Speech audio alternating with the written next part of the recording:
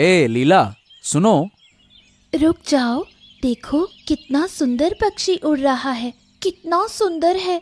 मुझे तो ऐसा लग रहा है कि मैं भी इस पक्षी के साथ उड़ जाऊं। अरे क्या कह रही हो लीला, तुम इंसान हो, तुम कैसे पक्षी बन सकती हो, कैसे उड़ सकती हो हैं? क्या हुआ, इंसान बन गई तो क्या मुझे इच्छा नहीं रखनी चाहिए? अगले जन्म में मैं ऐसी ही सुंदर पक्षी बनूंगी।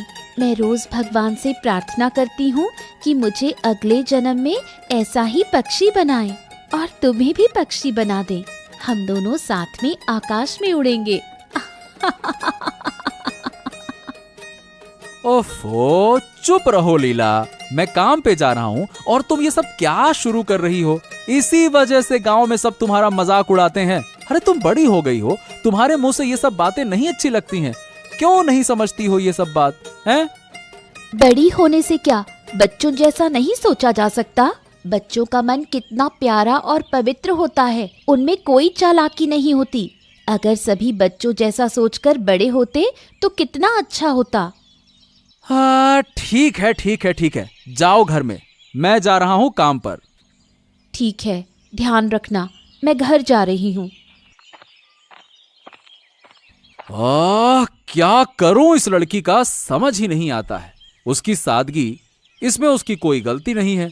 देखो ऊपर वाले, देखो, तू ही एकमात्र सहारा है, कुछ कर सकता है।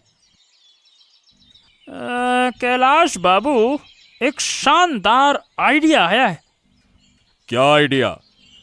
जो गांव में बूढ़ी माँ है, उनके पास बहुत संपत्ति है। अगर वो संपत्ति हमारे नाम कर दें तो फिर हम जिंदगी भर आराम से बैठकर खा सकते हैं। हाँ। अरे वाह वाह वाह वाह वाह, ये तो बिल्कुल सही कहा तूने। बूढ़ी माँ के पास संपत्ति तो बहुत है।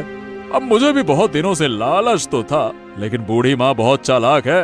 वो किसी को एक टुकड़ा जमीन भी नहीं देती है, और हम हम तो बहुत दूर के हैं। हाँ, ये बात तो है, लेकिन हमें कुछ ना कुछ तो करना होगा ना। बूढ़ी माँ की संपत्ति तो हमें छीननी होगी, और कौन सा वो अपने से देगी। सोचो सोचो सोचो, कुछ तो दिमाग लगाओ, कुछ ना कुछ तो करना होगा।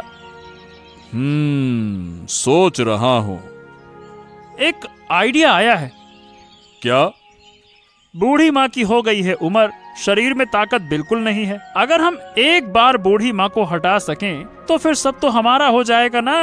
और बूढ़ी माँ के पास कोई है भी नहीं, अगर है भी तो हम तो उसे भी चुप करा सकते हैं। क्या कहते हैं कैलाश बाबू? हाँ, ये तूने एकदम सही कहा। बूढ़ी माँ को इस दुनिया से ही हटा देंगे, फिर तो कोई रास्ते में है ही नहीं।